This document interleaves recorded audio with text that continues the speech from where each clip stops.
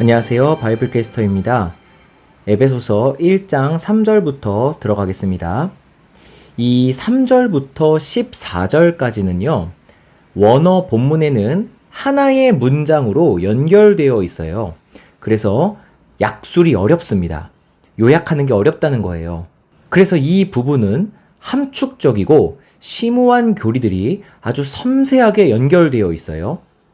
그래서 과거부터 우리 신앙의 선배들은 이 에베소서 1장 3절에서 14절을 웅장한 대문이다, 또 황금고리다 이렇게 별명으로 부르기도 했다고 합니다. 그래서 3절부터 14절을 하나하나 곱씹어 보면서 동시에 통째로 보는 걸 우리들은 간과해서는 안 된다는 것입니다. 자, 우리가 문맥을 놓치지 않고 공부해 보도록 하겠습니다. 먼저 서술어부터 나오는데요.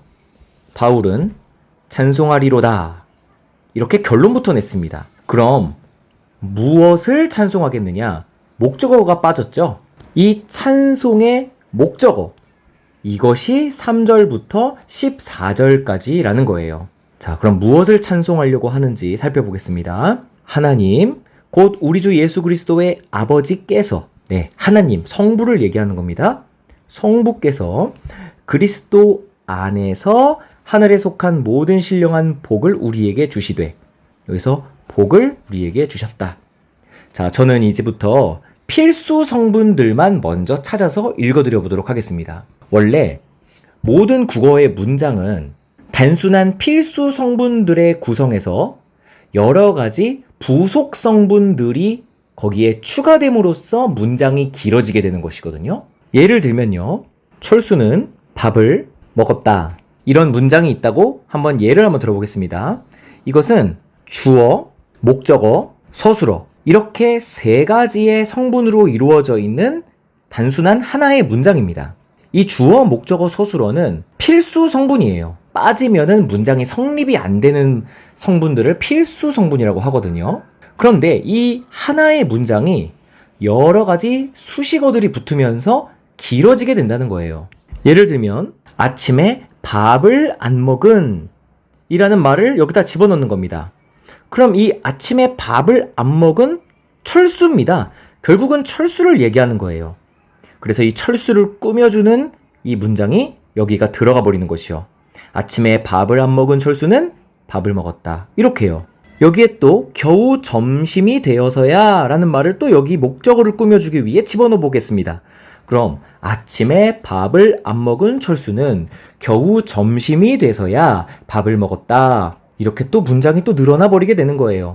여기에 또 감사하며 급히 먹었다 라는 또 서술어를 꾸며주는 말을 집어넣어 버리면은 문장이 또 이렇게 길어지게 되는 것입니다.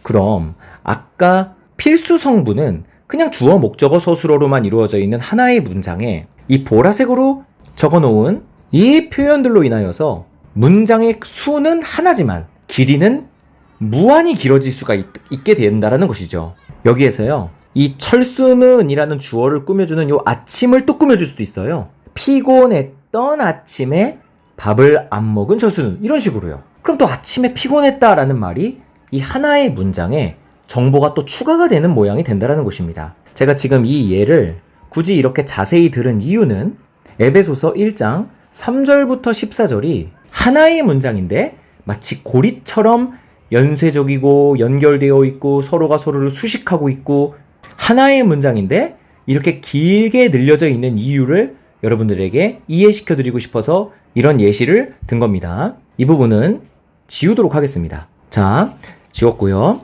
그래서 제가 드리고 싶은 말씀은 이렇게 긴 문장에서는 필수 성분들만 찾아서 먼저 읽어주고 그 앞이나 뒤에 나오는 수식어들이 무엇을 꾸며주고 있는지를 찾아내는 것.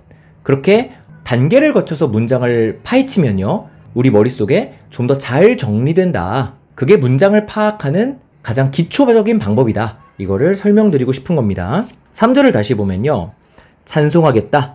뭐를요? 하나님께서, 주어입니다. 하나님께서 복을 우리에게 주셨다. 이걸 찬송하겠다는 거예요. 끝입니다. 이게 필수 성분만 읽은 겁니다. 나는 하나님이 우리에게 복을 주신 것을 찬송하겠다. 이게 끝이라는 거예요. 그냥 이겁니다. 여기에다가 수식해 주는 걸 집어넣으면 됩니다. 여기서의 하나님, 이 하나님은 어떤 분이시죠? 우리의 주인 예수 그리스도의 아버지십니다. 이 하나님은 예수의 아버지세요. 왜 아버지를 언급하셨느냐? 그것은 뒤에 5절에서 나오는 우리가 아들들이 되었다라는 것을 말하고 싶어서 예수의 아버지가 우리의 아버지가 되었다라는 걸 문맥적으로 한 문장에서 연결시키기 위해서예요. 그럼 이제 하나님을 수식해 주는 것 봤고요. 그럼 우리에게 어떤 복을 주실까요? 이것은 바울이 우리들에게 오해하지 않도록 하기 위하여서 이 복의 개념을 여기에서 설명해 놓았습니다. 그것이 바로 하늘에 속한 복이고 또 모든 복이자 또 신령한 복이에요. 세 가지입니다. 이 복의 개념이요. 복의 개념 첫 번째, 하늘에 속한 복 1번, 모든 복 2번, 신령한 복 3번. 이게 바로 복을 수식해주는 표현들이라는 거죠. 이 필수 성분 복이라는 것에서요. 먼저 복의 개념부터 한번 정의 내리고 가겠습니다. 우리 대한민국은 밥뚜껑에도 복복자라고 적혀있는 복을 굉장히 사랑하는 민족이에요. 이 복을 좋아하는 민족은 기본적으로 겸손한 민족입니다. 왜냐하면 그 복의 개념이 나로부터 오는 것이 아님이 들어가 있기 때문이에요. 일단 이 복이라는 개념은요, 삶에서 누리는 좋은 것들, 그 좋은 것들이 행운으로 얻어지는 것. 그러니까 내 노력이 아닌 내가 모르는 어떤 원인으로부터 외부로 주어지는 것. 그러니까 일종의 럭키죠, 럭키. 행운입니다. 그 행운을 우리는 한자로 복이라고 하는 거예요. 복이라는 말은 굉장히 잘 번역한 말입니다. 우리 조선 땅에 살았던 신앙의 선배들이 하나님의 은혜를 복이라고 번역한 건 참 잘한 번역이라는 거예요. 왜냐하면 내 힘으로 얻어지는 그런 행복이 아니니까요. 그래서 우리들은 문지방 밟지 마라, 복 나간다, 그리고 밥을 먹을 땐 소리 내지 말고 먹어라, 복 들어온다, 이런 식으로 복이 나갔다가 들어갔다, 나갔다가 들어갔다, 이런 개념을 가지고 있었다는 겁니다. 자기의 힘이 아닌 외부로부터 주어지는 일종의 행운을 바라면서 살았던 겸손함이었던 거죠. 그런데 문제는 겸손이고 뭐고 이 복의 알맹이가 무엇이냐? 우리들은 보통 어떤 복을 바라죠? 바로 육신의 즐거움, 그 복을 바라는 것이 문제죠. 예를 들면 돈이 많이 들어오기를 바라는 거, 아니면 귀인을 만나서 내가 조금 더 나은 삶을 살 수 있게 되는 거, 아니면 건강해지는 거, 자식이 잘 되는 거, 이런 것들을 우리들은 보통 복이라고 한다는 것이었죠. 그래서 바울은 이 복의 개념을 먼저 하늘에 속한 복이다 라고 정의를 내리는 겁니다. 땅에 속한 복이 아니라는 거예요. 육적인 복 이외에 하늘의 복을 말하는 것이죠. 오해하지 말라라고 말하는 것이죠. 그 다음 어떤 복이냐 하면 모든 복입니다. 세상에서 추구하는 육적인 복은요, 부분적인 복이에요. 건강이면 건강, 재물이면 재물, 하나의 측면만을 이야기합니다. 하지만 성령을 통한 하나님이 주시는 복은요, 모든 것을 주시는 복이에요. 이것은 받고 저것은 못 받는 그런 선택적 복이 아님을 바울은 수식해주고 있는 겁니다. 그 다음에 신령한 복이라는 말에 이 신령이라는 말도 정의가 필요한데요. 왜냐하면은 신령한이라고 말하면 어떤 귀신을 떠올린다든가 어떤 영적인 것을 우리들은 생각을 하기 때문입니다. 하지만 원래 원어적인 이 신령함은 그런 뜻보다는 좀 다른 의미가 있어요. 그래서 이렇게 용어 정리가 굉장히 중요한데요. 신령한은 원어로 푸뉴마티코스라고 말하는데 뜻을 보자면 영적이다, 초자연적이다 라는 의미가 있어요. 그러니까 자연스럽고 육체적인 세상의 것이 아니라 그것을 뛰어넘는 초자연적인 것, 그것을 우리들은 푸뉴마티코스 이렇게 말한다는 거죠. 그럼 왜 이것을 한자로 신령한이라고 번역을 했느냐? 신령하다라는 의미 자체가요, 신기하다라는 뜻입니다. 신기하다? 그런데 이 신기한 것은 부정적인 것에도 쓰이지 않습니까? 그래서 신령이라는 영령자가 붙으면 어떤 영적인 차원에서의 신기함을 이야기하는 겁니다. 그래서 우리가 성경을 통해 알고 있는 하나님의 구원 사역을 성경에서 기묘하다라고 표현하지 않습니까? 기묘하다? 그것의 또 다른 표현이라고 보시면 돼요. 참 신기하다. 이렇게요. 그러니까 돈이 많아지는 것, 건강해지는 것, 자식이 잘 되는 것, 이러한 복은요. 참 받아서 좋겠다. 이렇게 부러움을 살 만한 것은 되지만 초자연적이고 신기한 것은 아니에요. 그도 그럴 수 있겠다. 이렇게 어느 정도 자연스러운 복들입니다. 그런데 하나님이 주시는 하늘에 속한 복은 신기하고 영묘한 복이라는 것입니다. 그래서 이 세 가지를 바울은 하나하나 다 언급하고 있는 거예요. 왜일까요? 너무 풍성하니까. 그리고 오해하지 말라고 이런 친절을 베푸는 것입니다. 자, 다시 정리해 보겠습니다. 찬송하겠다. 하나님께서 우리에게 복을 주신 것을 찬송하겠다. 그럼 어떤 하나님? 예수 그리스도의 아버지. 그리고 어떤 복을 주신다고요? 육체에 속한 것이 아닌 하늘에 속한 복을 주신 것. 그리고 선택적인 복이 아닌 모든 복을 다 주신 것. 그리고 그 복은 자연에서 찾아볼 수 없는 바로 신기한 복.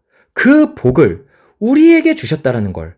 나는 그거를 찬송하겠다. 그런데 왜 바울은 그거를 은혜나 아니면 선물이라고 표현하지 않고 복이라고 표현했냐 하면 이건 외부로부터 온다라는 의미를 집어넣고 싶었다는 것이죠. 행운이라는 겁니다. 그리고 4절 들어가겠습니다. 여기에 곧이라는 단어가 나와요. 곧은 다시 말이라는 뜻이에요. 그럼 뭐를 다시 말하겠다는 걸까요? 하나님께서 우리에게 주신 그 복에 대해서 다시 말하겠다라는 거예요. 하늘에 속하였고 선택적이지 않고 참으로 기묘한 그 외부로부터 주어진 그 아름다운 복, 그 복에 대해서 알맹이를 한번 소개시켜 주겠다는 겁니다. 자, 다시 말해. 이 복은 말이야, 바로 이 복이야 라고 5절에 나오게 됩니다. 4절은요, 전부 다 수식어예요, 수식어. 그럼 5절부터 살펴보겠습니다. 그 복은 이겁니다. 자기의 아들들이 되게 하셨다라는 복을 말하는 거예요. 그 복이 하나님의 아들들이 되게 하신 복입니다. 그럼 4절은 뭘까요? 4절이 이 복을 주신 이유가 나오는 겁니다. 그것이 바로 4절이에요. 이 복을 주신 이유. 자기의 아들들이 되게 하신 이유 말입니다. 그 이유가 뭔지 한번 살펴볼게요. 그 이유는 거룩하고 흠이 없게 하시려고 아들들이 되게 하셨다는 겁니다. 그럼 이거의 반대는 뭘까요? 우리 사람은 거룩하지도 않았고 흠도 많았다는 거예요. 그런데 거룩하고 흠이 없게 하시려고 아들들이 되게 하신 겁니다. 그것이 하나님께서 우리에게 주신 복이에요. 그럼 이제 우리들은 여기서 질문을 하게 됩니다. 하나님, 저의 어떤 모습을 보고 하나님의 아들을 삼아주겠다고 마음 먹으셨습니까? 이렇게 질문을 합니다. 언제 그 결정을 하셨냐고요? 제가 어디가 그렇게 예쁘셨습니까? 이렇게 물어본다는 겁니다. 그때 바울은 이렇게 얘기합니다. 창세전에, 즉 세상이 시작하기도 전에 우리를 택했다. 계획해 놓으셨다는 거죠. 이미 바로 그리스도 안에서요. 그래서 우리로 사랑 안에서 그 앞에 거룩하고 흠이 없게 하시려고 그 기쁘신 뜻대로 우리를 예정하였다. 그럼 여기에서 이유가 나옵니다. 하나님, 그럼 우리가 태어나기도 전부터 우리를 보고 계셨고 우리를 계획해 놓으셨다는 말씀입니까? 그 질문에 성경은 그렇다. 창세전에 예수 그리스도 안에서 우리를 택했다. 이렇게 말하는 겁니다. 그것은 바로 하나님의 기쁘신 뜻이었다. 이렇게 말을 합니다. 선택의 근거는요, 오직 하나님의 뜻이에요. 하나님의 기쁘신 뜻이 성도를 선택하는 유일한 근거라고 성경은 말하고 있는 겁니다. 그렇습니다. 선택교리는 이 성결이란 열매를 필연적으로 맺게 된다는 거예요. 하나님께서 우리를 예정하셨고 택하셨다면 그 이유가 거룩하고 흠이 없게 하시려고 그러신 것이라면 실패할 수가 없죠. 그래서 성도의 거룩한 열매는 필연입니다. 필연. 절대적으로 맺어지는 거예요. 그래서 성경은 그 열매로 나무를 안다. 이렇게 표현을 한 것이겠죠.